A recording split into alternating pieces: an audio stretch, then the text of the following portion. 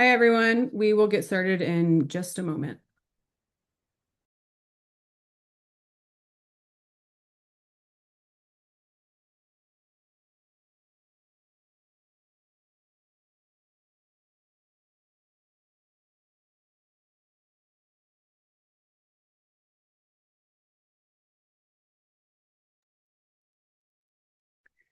Hi, everyone. Thanks for joining. I'm Amy, and I'm with Rentvine, and we are really excited to host this webinar with some support and partnership from NARPA. And we're just really glad that you made time to be here. Some of you may be customers with us, and if you're not, we're glad that you're here to join us today. Rentvine is the property management software that you deserve as a property manager. We value trust accounting, which you'll hear more about today. We also value your data. We have an open API that allows integrations with any of your partners at no cost. And we also value you. We have an incredible support team who love helping our customers.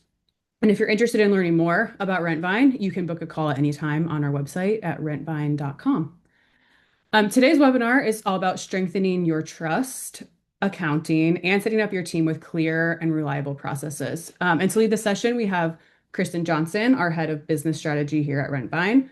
And she works with property managers all over to bring a practical view of how to avoid the common pitfalls and maximize success in your financial systems. If you guys have any questions, feel free to drop it in the Q&A and we can answer during the webinar. And also we'll have a few minutes at the end to answer any questions that you may have. But I'll pass it off to you, Kristin. All right, thank you. Welcome, everyone.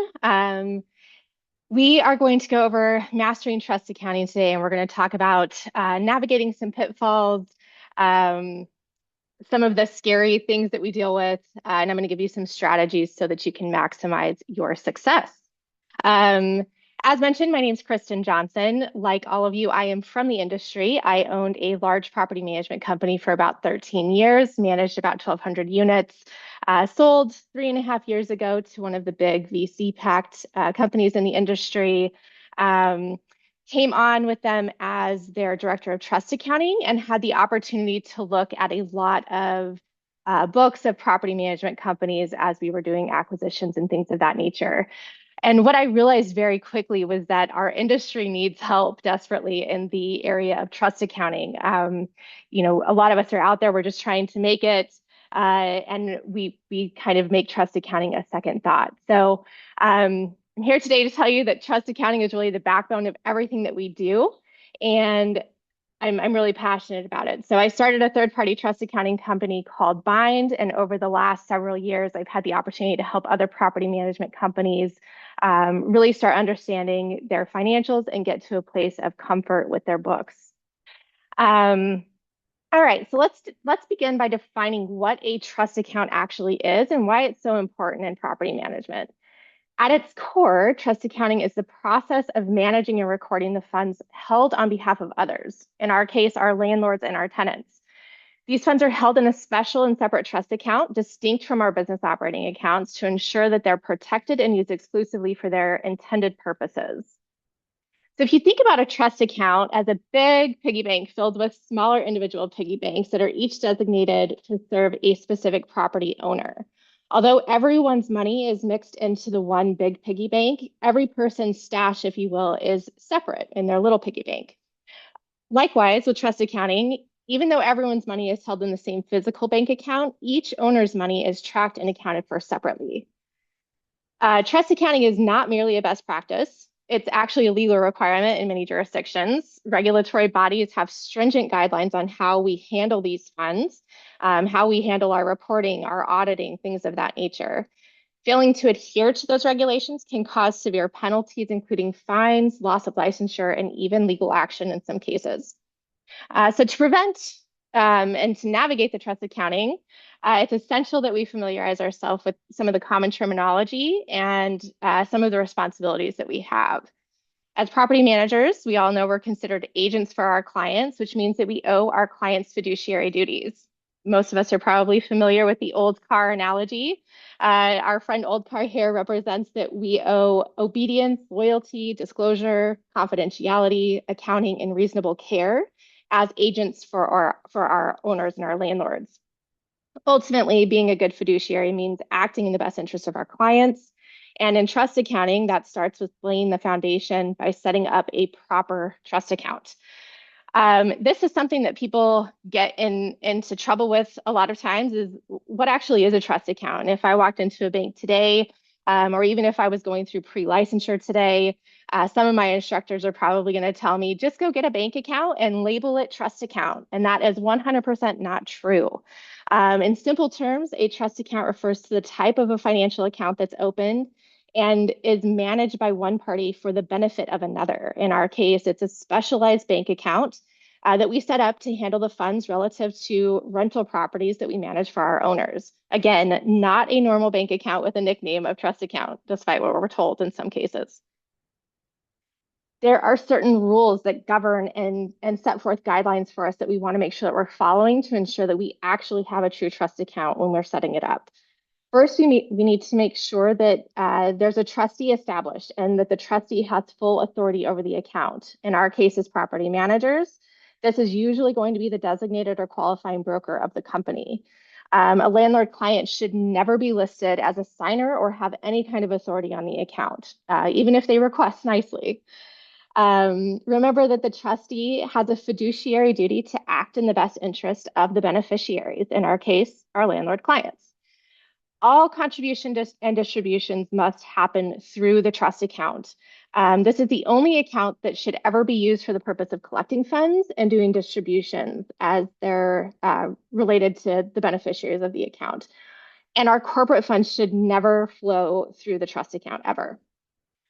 A true trust account will have designated beneficiaries on the account who are individually FDIC insured. And this is so, so, so important.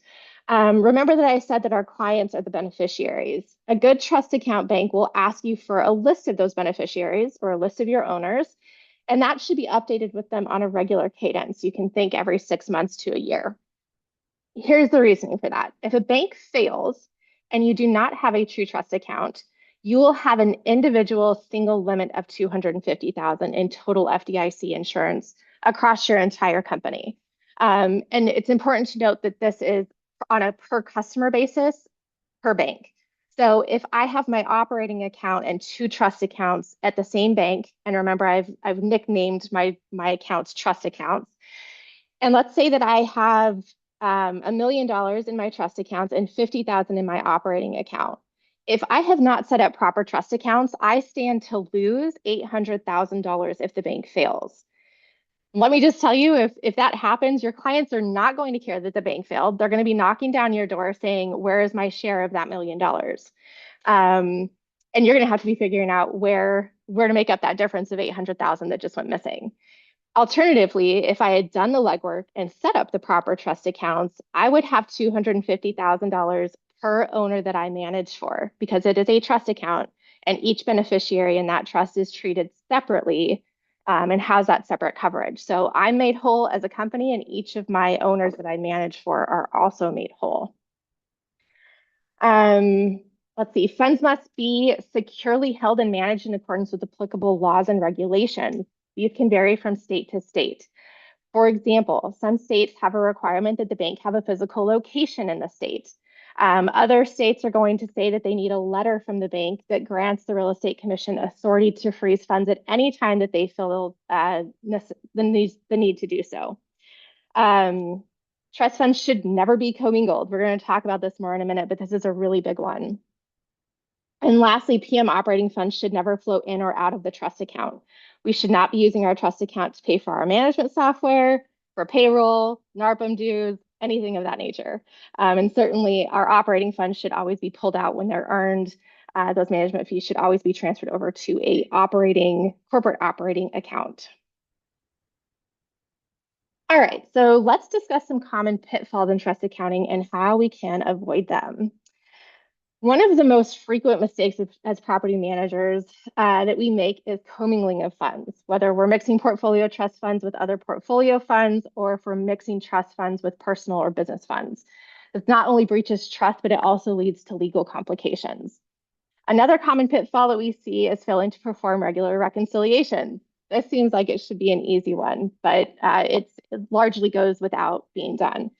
Without doing reconciliations, discrepancies between the internal trust ledger and the actual bank balance can go unnoticed, and this can lead to significant financial issues down the road. It also helps us to find errors in record keeping, incorrect data entry, and failing to update records promptly, and those can all compound these other problems. So to illustrate those points, I'm going to share a few case studies with you. The first one I've called Oops, I Did It Again. And we actually see this one a lot, specifically with people who have debit cards linked to their trust accounts. So here's how these conversations usually go. I'll say, hey, I noticed that there's a charge on your trust account for Pretty Pooch. Are you providing personal services for your clients now? Did you hire someone to come groom your dog? And the PM will tell me, oh, shoot, I had to take my dog to the groomer and I must have used the wrong card. Okay, well, I also see a charge on here for All Done Up Salon. Did the owner offer to pay to get your hair colored because you're getting gray hair, or what's going on here? Oh, I had to use that card because I forgot I didn't have my personal card with me. And I needed gas and I needed to go grab lunch. So you're going to see all of these charges. They're all hitting my trust account. You'll figure that out. Well, all of that's called commingling, right? And you might think this is far-fetched, but like legit, it happens all the time. Maybe another scenario that you can relate more with would be a situation where you have to run into Lowe's to pick up a refrigerator for a property. And you run in really quick. You know that there's adequate funds in the trust account. You go swipe the trust debit card, purchase the fridge, you're on your way. Transaction goes through just fine. You get back to the office, hand off the receipt to your accounting team. The accounting team goes in to process the $1,000 charge for the refrigerator onto the owner's ledger. And lo and behold, there's only $300 in reserve. Well, effectively, I've just taken my owner's ledger negative $700 because I just overspent. I spent $1,000 when I only had 300. So even though the really big piggy bank had sufficient funds, the individual piggy bank, the owner's ledger, is now completely cavitated. I've overdrawn it. So these are all examples of commingling, real life examples of commingling. Another example that we have is my story of the poor planner. In this case, the broker owner has about 500 units under management. They do a lot of traveling and often suck money out of the corporate operating account to fund the fund. This broker is always bothered by this crazy payroll thing that happens every 2 weeks. And it's always in a mad dash to collect as many management fees as possible so that she can keep her staff happy and off of her back. First payroll of the month isn't ever such a big deal because after all, management fees have just come in. But then comes the second payroll of the month, and management fees have largely been collected, at the beginning of the month. And now I don't really have anything else to speak of to pull from in the way of income out of the trust account. So this broker finds herself sitting on a beach, short on funds, decides to just do a quick transfer from the trust account to her corporate operating account to cover those bills.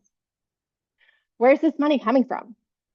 Security deposits, donor reserves? Yeah, yikes. Again, we've got a big issue of commingling here. This broker is borrowing money from Peter to pay for her company expenses. The next example we have, call it Grow Baby Grow. We have a rock star BDM who's tired of growing a company for the man and decides she's ready to go start her own management company. This girl is a marketing machine, and she's able to grow her business to 150 doors under management within 12 months. Because she's such a rock star at marketing, she's also able to get the properties leased quickly, and owners are stoked about that. However, comes the time of running a management company, and we know that that's not always easy. There's all these people complaining about not having hot water, roofs are leaking, G.I. Joe went down the toilet. And here we are, all these pesky owners keep calling and asking where their rent money is at. Who has time for all of this? Then comes the real estate commission knocking, right? Here come the complaints. Yep, you can guess it. No monthly accounting to owners. No owner distributions is required by the PMA. Not processing tenant security deposits in a timely manner. And then beyond that, well, who has time to reconcile the accounts, right? So we can check all of those and add all of those on. So while she has grown at a really impressive rate, the rate at which she lost her license because of all of these issues was even faster. So we've got breach of fiduciary duties here all over this one. I've saved the really scary one for last. This is called our Trojan horse. In this case, we have a very trustworthy ops manager who's been with the company about 5 years.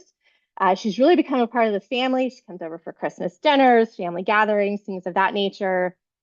However, over the last several years, she's been renting a home for us. She's been paying $2,500 a month. She's never late. So much she even pays in advance, like really the ideal tenant here, right? Um, the management company decides that they want to do a software switch. And through that process, we get hired to do a historic cleanup of the accounts, make sure that all of the money is accounted for, where it needs to be, those types of things. Because after all, trash coming out of an old software means trash coming into a new software. We definitely don't want that. So we're proceeding through this cleanup process. And through that process, I'm finding myself getting stonewalled by this ops manager. Initially, we chalk it up to her not really wanting to go through the software switch, which we understand that can be a big deal. Um, but as we start really getting into the account and doing the cleanup, we actually discover that there's a recurring monthly amount that's showing as money coming into the accounting system, but it's never clearing the bank. So we start investigating. We actually find that these uncleared amounts are consistently related to the same lease, which you can guess it, ironically match the name of the person who was also booking the receipts. Again, we come back to our ops manager, right? Our beloved ops manager. She's been recording her own monthly rent payments herself, never actually depositing the funds into the account. And not only that, but you remember that I said that she was an ideal tenant. She was paying in advance extra money. Well, some of those months she actually thought that she needed some of that money back. And so she was sending money back out to herself as well. So money that never actually went in, she was sending back out to herself. At the end of the day, we found that we were missing about $160,000 from the trust account. 160,000, that is a really, really big number. Most of us, that would put us out of business, right? How could this have been handled? Well, the very first thing would have been to reconcile the accounts, right? This could have been completely avoided if we had diligent reconciliation practices. The bigger we get, the bigger the target we have, the easier it is for this type of stuff to happen when we're not reconciling and auditing our accounts. Um, we could have also had some internal controls in place. Who has access to do what? Should the ops manager have been allowed to record her own rent payments? Should she have had the sole authority to send money out of the system? Things like that. We want to always be checking our systems and the oversights on the accounts to see who has authority to do what and what kind of duplicacy we can add in. The other thing is, should we even be accepting physical rent payments in the office, or should we always require payments through the tenant portal or a cash pay system? This story is one of many like it that I can tell you guys about. I have another one that's going on right now, same exact situation. Most embezzlement cases happen when we're dealing with cash. So accepting physical payments in our office should be something that we're really looking hard at to see if we want to do that. Um, Hopefully we're all walking out of here today to go reconcile our accounts. Okay, so we've hit on this issue of commingling multiple times at this point. I've shared some stories with you guys about several different situations. And I want to really dive into this issue a little bit more because it is a big one. And a lot of times we don't even know that we're doing it. So commingling comes in several different shapes and forms, some of which, again, we might realize and be doing intentionally, but again, others we may not even realize. So first one's pretty straightforward. We're using Peter's funds to pay for Paul's expenses. Peter doesn't want to pay for Paul's expenses, and chances are really good that Paul also doesn't want Peter to pay for his expenses. When Paul doesn't have funds available, Paul's expenses shouldn't get paid.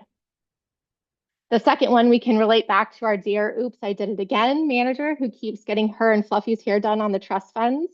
I promise if you do this, you'll eventually have no hair left to get it done. So quit trying to pull your hair out. Just don't commingle the funds. The trust funds are there for property expenses, and that is it. You do not want to explain yourself to the real estate commission. We also have our poor planner broker as an example, who is transferring unearned funds from the trust account to her corporate account to cover payroll. Remember, again, the trust account is not our flush fund. Another example that you might not even think twice about is keeping brokerage funds in the trust account. Some states say that we can maintain a minimum amount of broker funds inside the trust account to cover incidental charges, think like bank fees and things like that. However, my recommendation and the best practice is to keep $0 in broker funds in the trust account. There should never be bank fees. The trust account should never go negative. Bank fees should be happening on your corporate operating account. The trust fund should stay pure and never be touched. There should never be an incidental charge hitting the trust account that does not belong to a property. So again, keep making sure that your brokerage funds are not inside the trust account. The other one that we see often and that people don't realize is that if you as a broker own properties that are under management in your company, you are required to have a separate broker owner trust account where all of the rents and expenses for your properties flow. They cannot stay within your third party management trust account. Having them mixed in with your third party trust account is commingling. Your brokerage funds have to be in a separate trust account. Um, that is one that we see often that most people are not aware of. I would highly encourage you, if you are managing your own properties, to go check that out. And you can contact, if you're dealing with one of the big banks, think Enterprise, something like that, they will know exactly what you're talking about when you call and say, I need a broker owner trust account. All right, so let's talk about some strategies to maximize some success now that I've probably scared you out of being a property manager. All right, the first step is to set up and maintain separate trust accounts and operational funds. This not only simplifies your accounting process, but it's also going to ensure compliance with legal requirements. Remember, if you own and manage your own properties, you must have that separate owner broker trust account. Highly recommend that you invest in a solid PM accounting software. Technology can be a game changer in trust accounting. Utilize specialized software that automates tracking, reporting, and reconciliation of your trust accounts. These tools can help minimize human error, ensure timely updates, provide real-time insights for your financial standing, and easily answer questions for your owners should they arise. And remember, not all PM softwares are created equal. So do your research. Make sure that you're committing to a software company that's committed to staying up with the times and designed to grow with you. Implement best practices that ensure accuracy and compliance. Ensure that you record every single transaction in your accounting software before they happen in real life. If you have a debit card tied to the trust account, get rid of it immediately. Remember that Peter's piggy bank cannot be used to pay for Paul's expenses or for your payroll. Stop the commingling. Regular audits are another critical strategy. Conducting internal audits periodically can help you catch discrepancies early and rectify them before they escalate. External audits, for some of us are probably familiar with, these are often mandated by law. The Real Estate Commission is going to come in and conduct an audit. But these also they're there and designed to provide an added layer of accountability and transparency. For the love of Pete and all of your other clients, please go reconcile your trust accounts. You should be doing this at a minimum on a monthly basis. Best practice is to check it frequently and conduct what we call soft reconciliations on a regular basis throughout the month. Daily is ideal. If you can't pull daily, do weekly. This is just going to help you make sure that you're matching all of the transactions in the bank with the bank ledger and the software. And you're also going to be balancing against your individual portfolio balances. We'll talk more about a three-way reconciliation in a second, but super, super important there. Invest in continuing education and training for both you and your team. The regulatory landscape, as we all know, is constantly changing. Best practices in trust accounting are also evolving.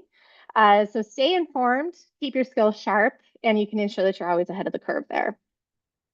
Lastly, know your limits. If you're not built for accounting, that is totally okay. There are plenty of great professionals out there who know and love trust accounting. Some of us are a little nerdier than others. So find someone who has that as a superpower and enlist their help. Just know that trust accounting is its own beast, and a lot of times a regular bookkeeper is probably not going to be your best bet. They likely do not understand the intricacies of what trust accounting actually entails. So find someone who has that knowledge and is an expert in that field. This is not something you want to leave up to interpretation. All right, the three-way reconciliation. This is the safest way to ensure that your accounts are complete, accurate, and compliant.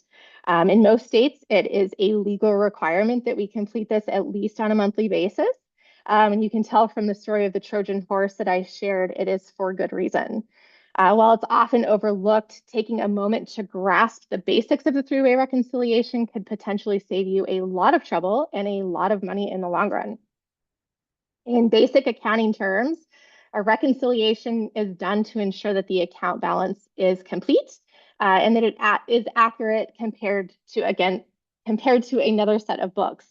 Um, you may have done a two-way reconciliation yourself when balancing a checkbook, or I may have just really dated myself. But essentially, when we're doing a reconciliation, we're matching the amounts of various deposits and checks written to what is clearing the bank. Because property management trust accounts are governed by much stricter rules than a regular typical business account, we actually bring in a third set of records to this reconciliation process. Um, this three-way reconciliation process, again, it's going to make it easier for us to discover errors, whether they were intentional or not, and they're going to ensure that there's no commingling of funds happening. Excuse me. As the name implies, a three-way reconciliation of the trust account simply adds that additional third layer into the reconciliation process. The elements of a three-way reconciliation, the first one is the trust ledger. This is the internal record that we keep, and it shows all of the money that's going in and out of the bank account at any given time. Whether or not those funds have actually cleared the bank or not, there is a record of the funds physically leaving or coming in. This makes the trust account ledger invaluable for ensuring accuracy in the reconciliation process. The second piece is going to be the client ledgers, and this is the piece that is not done in a normal two-way reconciliation, but those client ledgers, or portfolio ledgers that we call them in some cases, is a summary of individual client transactions. So within the main reconciliation, where we're keeping track of all transactions, we're now accounting for the things in the baby piggy bank within the main one, and all of the individual money in and money out for that individual owner. This also gives the client a really clear, transparent view of their trust account balance at any given time. And then the third piece, of course, is our bank statement. The trust account bank statement will show all deposits, withdrawals, and interest payments actually clearing the bank during that period. Since the bank statement is provided by a third party, it also serves as a way to validate all transactions shown on the trust and the client ledgers. So again, utilizing a strong PM accounting software can really help you streamline this process by showing you where you stand through diagnostics, reports. In some cases, the management software will have a beautiful reconciliation workflow built in that will actually tell you whether or not you've got a three-way balance or not. Okay, quick recap. Mastering trust accounting and property management is not optional. It is essential for what we do. By understanding the basics, avoiding common pitfalls, and implementing strategies for your success, you can ensure that your business remains compliant, your clients' assets are protected, and your reputation in the industry stays solid. Remember, trust accounting is more than just numbers. It's about maintaining the trust of your clients and the integrity of your business. I would encourage all of you to take the information shared today and apply it in your own operations, invest in the right tools, and its continuing education, and always prioritize accuracy and compliance. And lastly, if you need help, you're never too far away. Just ask for the help. There's amazing resources out there to help get you back on track. And of course, if you have any questions, feel free to reach out. My contact information is up here. We can also throw some questions in the chat if we've got them. And I know we gave you a website at the beginning if you wanted to book a demo for Rentvine. Here's also a quick link if you wanted to scan the QR code and you could schedule that way as well. Okay, pull up the chat here real quick.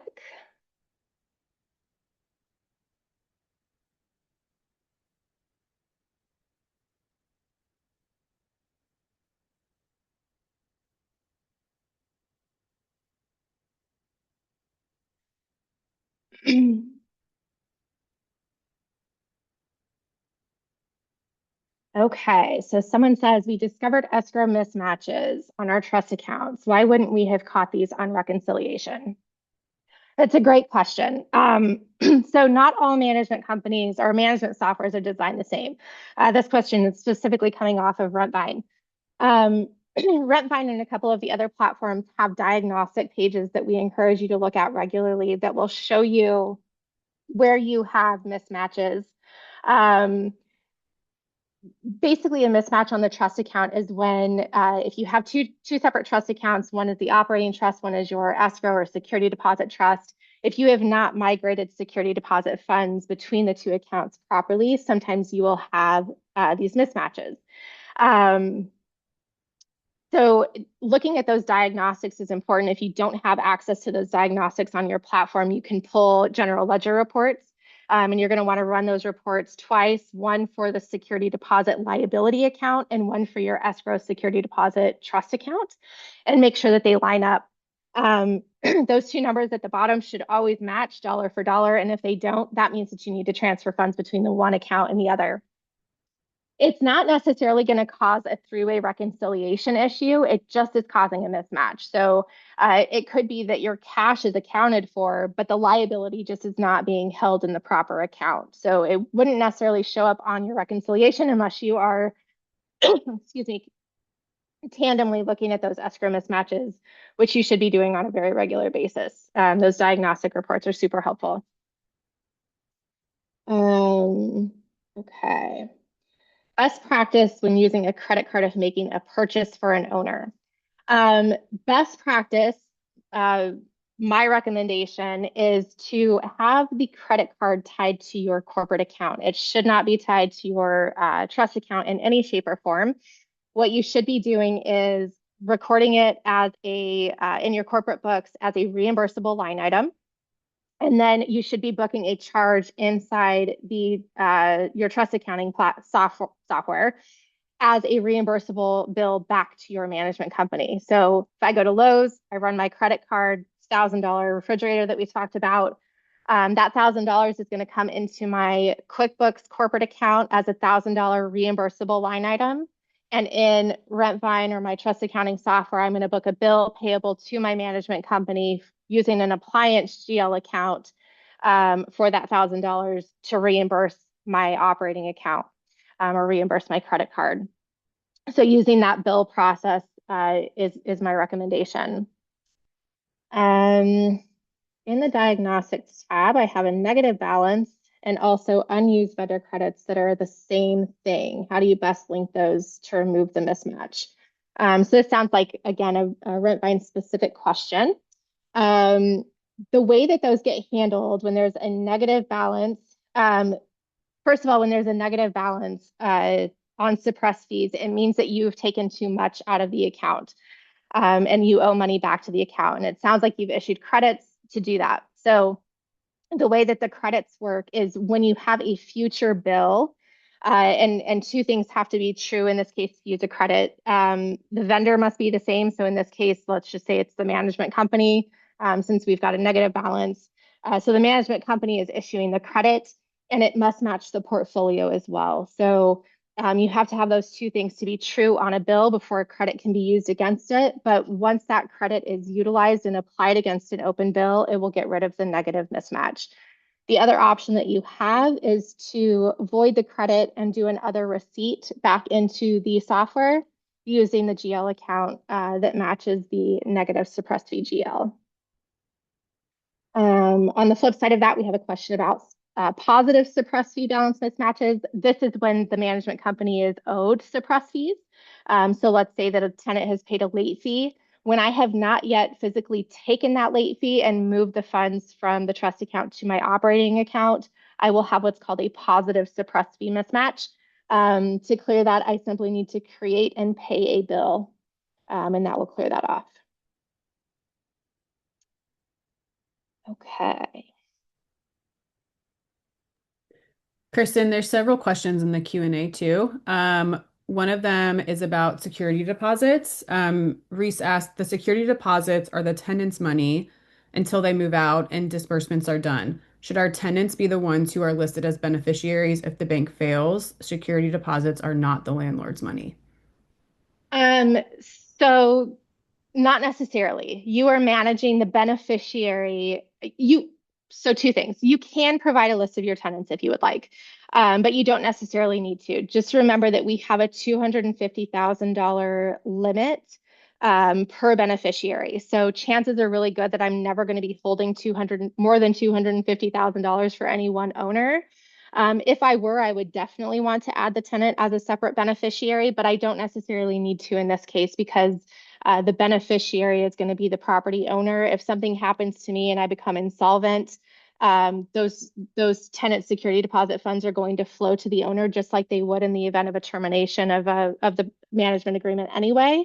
And so the owner is going to get those funds. So chances are good, again, I'm going to have a small reserve, 500, $1,000 that I'm holding on behalf of the owner, and then that security deposit, I may be holding a couple of thousand, 5,000 at the most, probably at any one given time for any owner. So not necessary to provide the names of the tenants necessarily.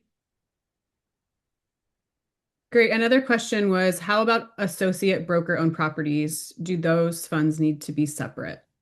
They do, and they can go into the same broker owner trust account. Um, they should be held separately. So, for instance, if I'm the broker owner of the company and one of my associate brokers also owns property, I would have both my funds and their funds in the broker owner trust account. Great. If you do have your own property you are managing, can you route that to your corporate account if you own the PM business? You can. I don't necessarily recommend it. You really want to keep two different sets of books. So, unless the your management company owns the properties, I would suggest not doing that. You really want to treat the property like you would any normal third-party trust account, or I'm sorry, third-party management. Manage it the same way. When we own investment properties, they are that they become a business, and really a standalone business from our management company. So operating the same that we would any third-party management, having those funds flow through a broker owner trust account. And then when funds get distributed, they're getting distributed out to our personal bank account, not our corporate bank account for the PM company. We want to distinguish, delineate lines there between operations, makes it easier at tax time. And if there's any questions from the IRS.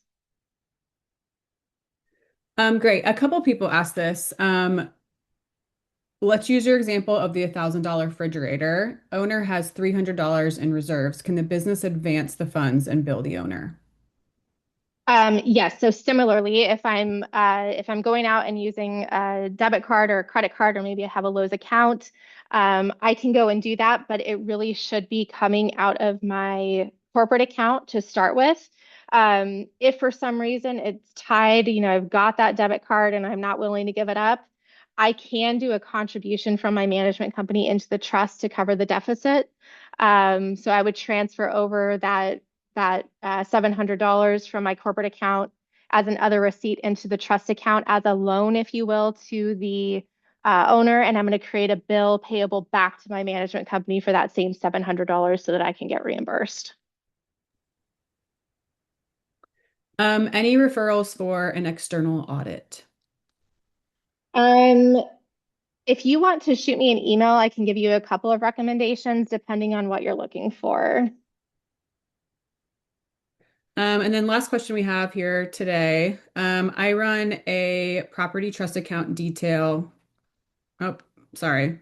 And it's 54 pages. Do I need to save the entire report or can I just print and save the total page so it's clear that I've balanced across all the reports? You're going to want the entire report. Yeah, when the real estate commission comes in and wants to do an audit, what they're looking for is your reconciliation report, your complete general ledger or bank ledger for that period, and your bank statement. Depending on the state, they may also want a breakdown individually of the portfolio ledger transactions. So sometimes running, again, depending on the state, running that bank ledger grouped by portfolio is also important. So they want to look at it holistically and then they want to look at it on a per portfolio or per owner per property basis. And then, of course, depending on the management software that you're using, Rentvine, for example, has the portfolio ledger breakdown already attached as part of the reconciliation report. So that's not another report that we need to go pull. But in other management softwares, you may need to go pull the bank balance report or the trust account balance report that would detail individual owner funds, just the totals being held in each of those accounts.